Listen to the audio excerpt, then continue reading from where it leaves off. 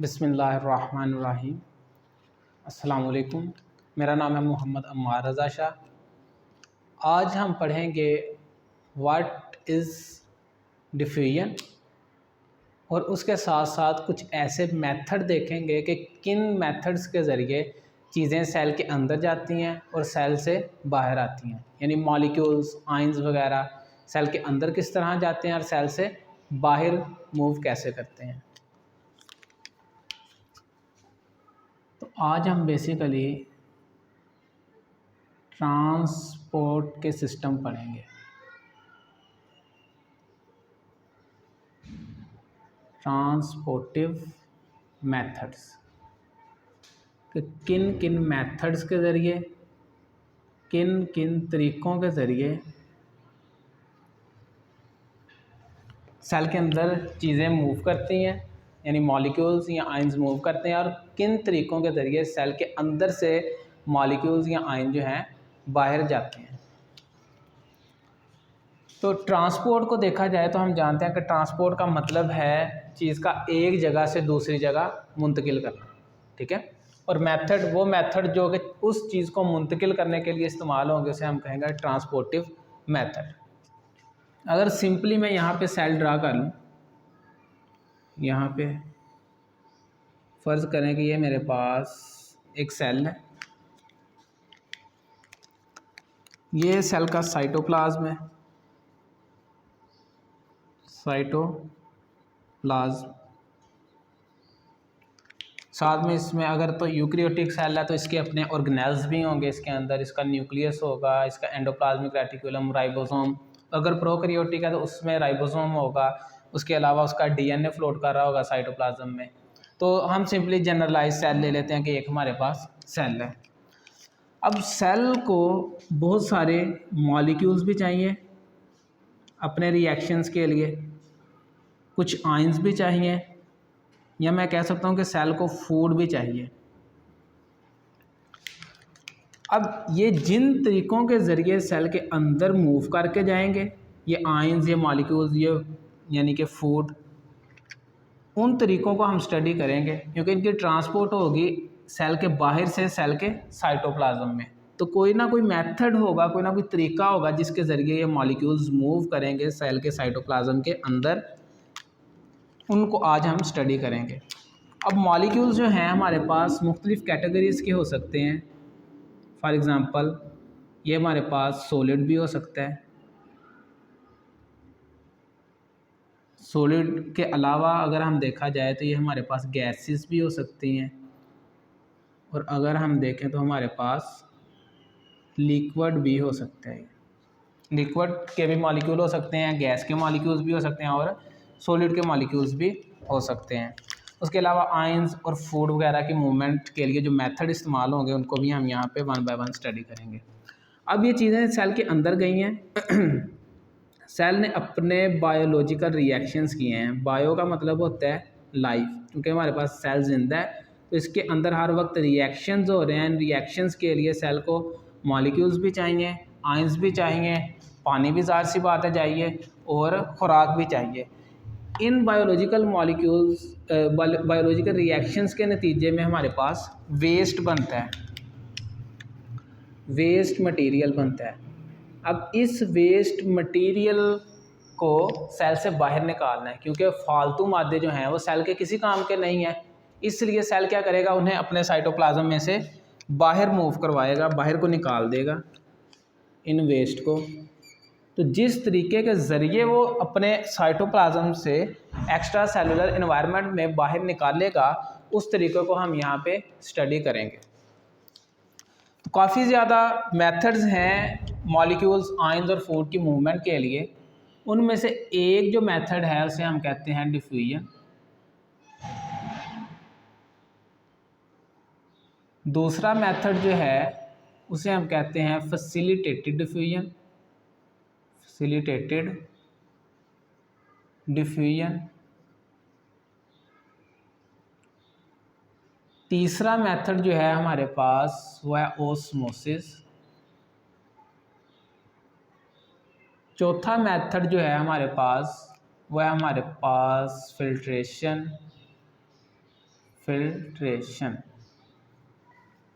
अब याद रखिएगा कि ये जितने भी हमारे पास यहाँ पे मैंने मेथड लिखे हैं, इन मेथड्स के लिए एनर्जी जो है ज़रूरी नहीं है, कोई एनर्जी इसके लिए नहीं चाहिए हमें, नो एनर्जी रिक्वायर्ड।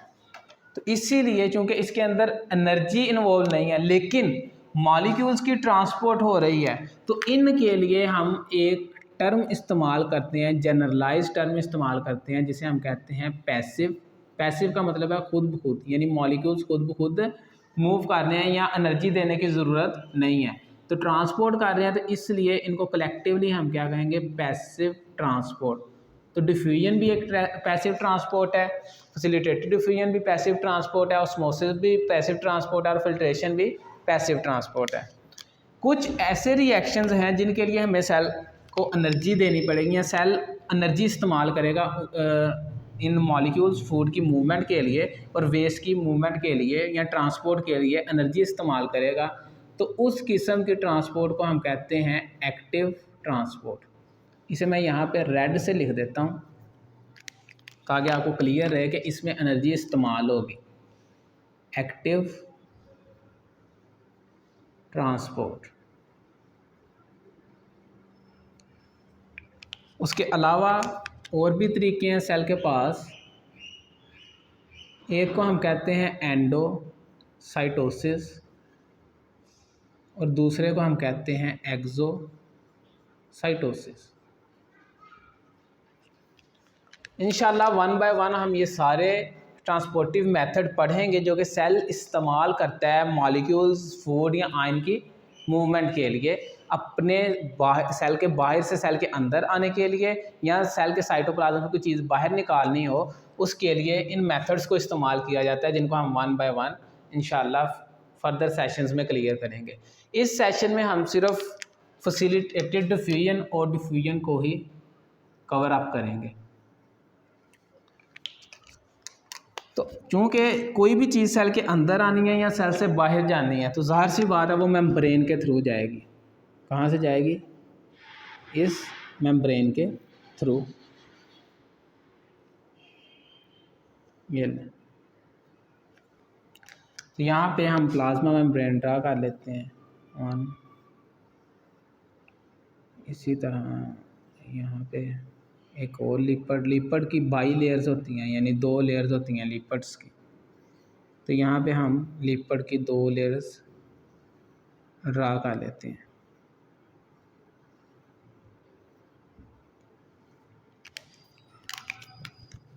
उसके अलावा यहाँ पे हमारे पास प्रोटीन है, रेड कलर में यहाँ पे प्रोटीन को शो कर दिया गया है। चूँकि ये आर पार हो गई है मेम्ब्रेन के, तो इसे हमने कहा था ट्रांस प्रोटीन। आपने अगर मेम्ब्रेन यानी प्लाज्मा मेम्ब्रेन वाला लेक्चर नहीं देखा तो उस पर देखिएगा, इस प्रोटीन को हमने कहा था ट्रांस प्रोटीन। इसी तरह फिर फर्दर बाई लेयर्स हैं।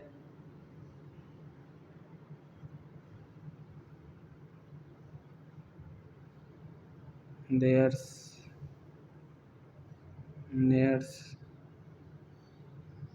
लिपिड की एक और लेयर, लिपिड की एक और लेयर, और यहाँ पे हमारे पास पेरिफेरल प्रोटीन्स भी मौजूद हैं।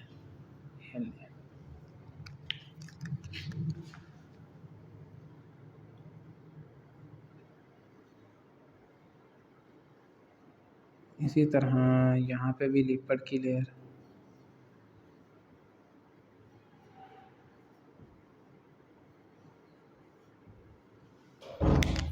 एक यहाँ पे inside peripheral protein,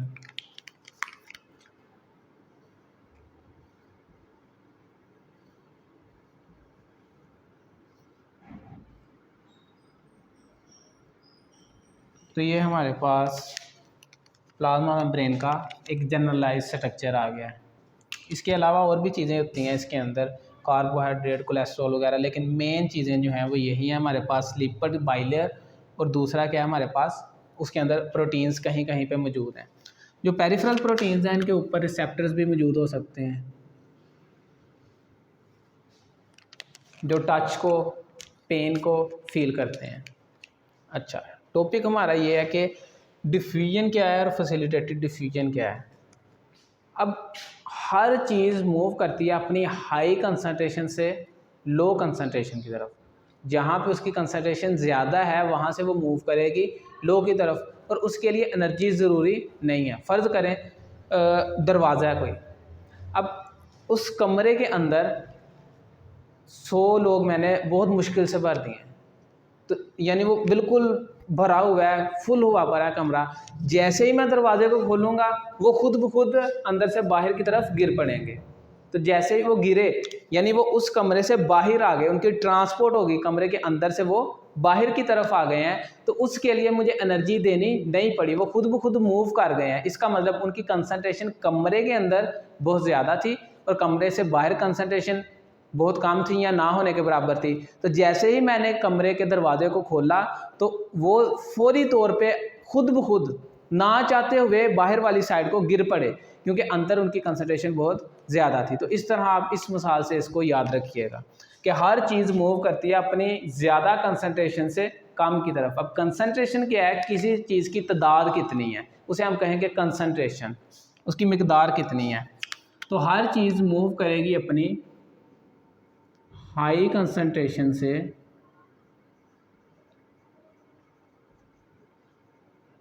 low concentration की तरफ, लो कंसंट्रेशन।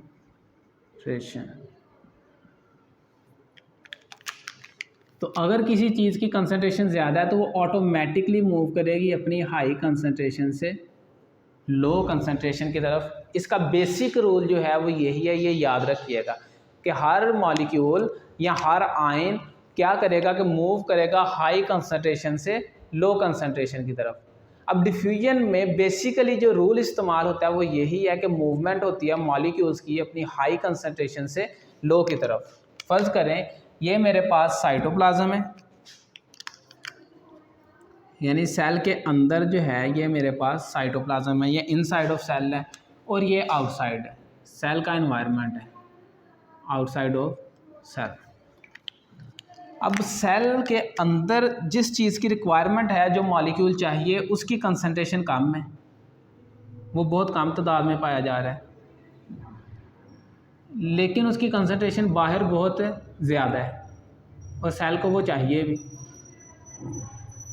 ये लें, बल्कि इसकी जगह हम आयंस को देख लेते हैं, वो आपको ज़्यादा क्लैरिफाई कर दिया जाएगा कि होता क्या है कि अगर मेरे पास सोडियम आयन है, sodium ion, sodium ion, sodium ion, sodium ion और सोडियम आयन।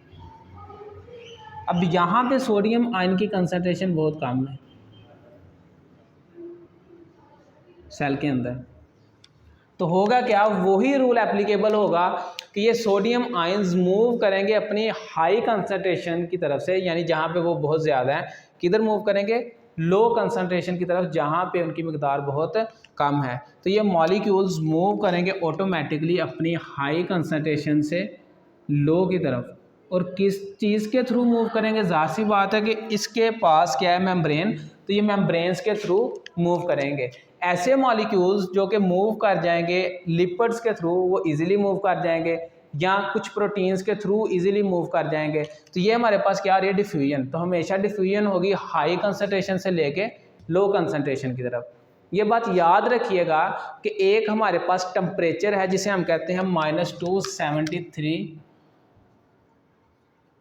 सेंटीग्रेड।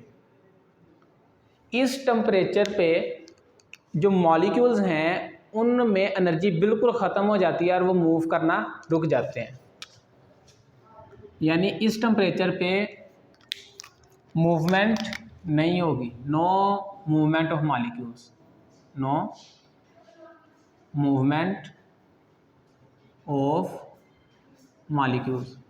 तो ये याद रखिएगा कि -273 सेंटीग्रेड ऐसा टेम्परेचर है जिस पे मूवमेंट जो है मॉलिक्यूल्स की नहीं होती। इसी को हम अगर केल्विन में कन्वर्ट करें तो ये हमारे पास 0 केल्विन बनता है, 0 केल्विन। तो आप कह सकते हैं 0 केल्विन पे भी मॉलिक्यूल्स की मूवमेंट नहीं होती और -273 सेंटीग्रेड पे भी नहीं होती। इससे अबव जितना भी टेम्परेचर है, चाहे -272 सेंटीग्रेड ही क्यों नहीं है, मॉलिक्यूल्स मूव करेंगे, चाहे वो थोड़े थोड़े ही मूव करें, मॉलिक्यूल्स की मूवमेंट लाजमी होगी। लेकिन इस टेम्परेचर पे मॉलिक्यूल्स मूव नहीं करेंगे। इसका मतलब कि इससे अबव टेम्परेचर पे मॉलिक्यूल्स मूव कर रहे हैं तो वो हाई कंसंट्रेशन से लो की तरफ मूव करेंगे और डिफ्यूजन हो रही है। लेकिन अगर ये टेम्परेचर अचीव कर लिया जाए तो मॉलिक्यूल्स की मूवमेंट नहीं होगी, और जब मूवमेंट नहीं होगी तो जाहिर सी बात है डिफ्यूजन भी नहीं होगी। तो बताने का मकसद ये है कि अभी तक वैसे ये टेम्परेचर अचीव नहीं हो सका। आपके पास जो बर्फ़ है वो जमी होती है, उसमें भी इवन के मॉलिक्यूल्स मूव कर रहे होते हैं, ठीक है। तो डिफ्यूजन है हाई कंसंट्रेशन से लो कंसंट्रेशन की तरफ मूवमेंट, और ये मूवमेंट मॉलिक्यूल्स की तभी होगी जब टेम्परेचर इस टेम्परेचर से ज़्यादा होगा। अगर ये टेम्परेचर होगा तो मूवमेंट मॉलिक्यूल्स की बिल्कुल नहीं होगी। इसी तरह ये आपने समझ लिया कि डिफ्यूजन क्या है। अगर किसी और को हम देख लें, यहाँ पे हम पोटेशियम के आयंस को देख लेते हैं। फ़र्ज़ करें सेल के अंदर पोटेशियम आयंस बहुत ज़्यादा है,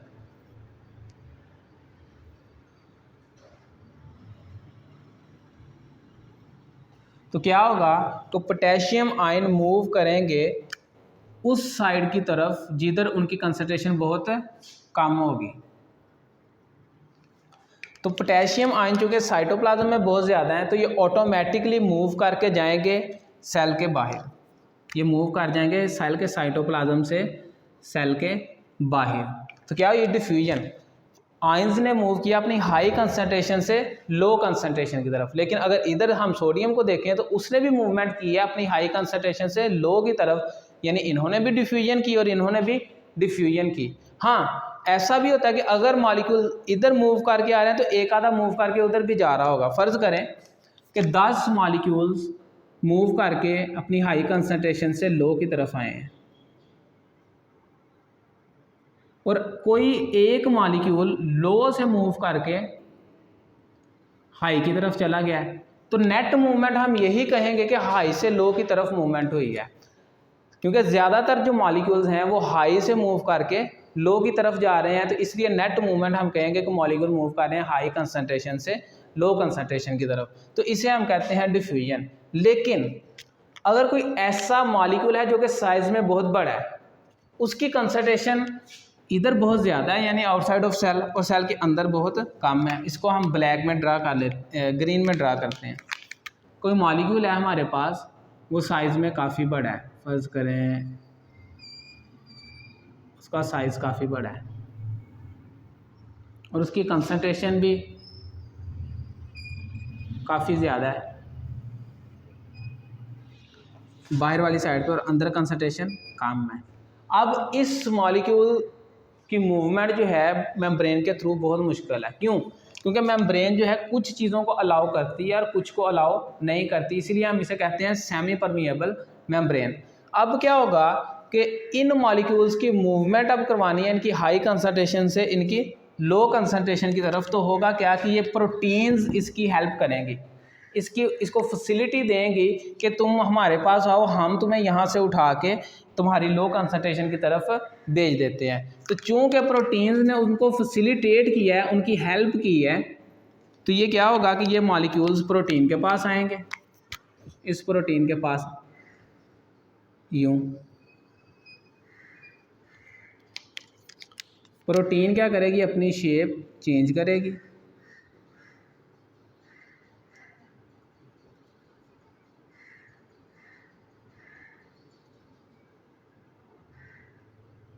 और इस मॉलिक्यूल को मूव करवा देगी इसकी हाई कंसंट्रेशन से लो की तरफ, यानी कि ये इसके अंदर से मूव करता हुआ आहिस्ता आहिस्ता आहिस्ता इस साइड पे आ जाएगा जहाँ पे इसकी कंसंट्रेशन क्या है, बहुत कम है, लो कंसंट्रेशन की तरफ ये मूव करेगा और मूव करने में हेल्प कौन कर रही है, फैसिलिटेट कौन कर रही है, ये प्रोटीन जो है इसको फैसिलिटेट कर रही है। तो पहले ये इधर आया, फिर आहिस्ता आहिस्ता प्रोटीन इधर लेके आई और फिर इसको साइटोप्लाज्म के अंदर या सेल के अंदर इसको छोड़ देगी, ठीक है। और ये यहाँ पे साइटोप्लाज्म के अंदर आ गया अपनी हाई कंसंट्रेशन से लो की तरफ। तो चूँकि प्रोटीन्स ने इसको हेल्प किया है इसकी मूवमेंट में, तो इसी किस्म के डिफ्यूजन को जिसमें प्रोटीन्स इन्वॉल्व होती हैं उसे हम कहते हैं फैसिलिटेटेड डिफ्यूजन।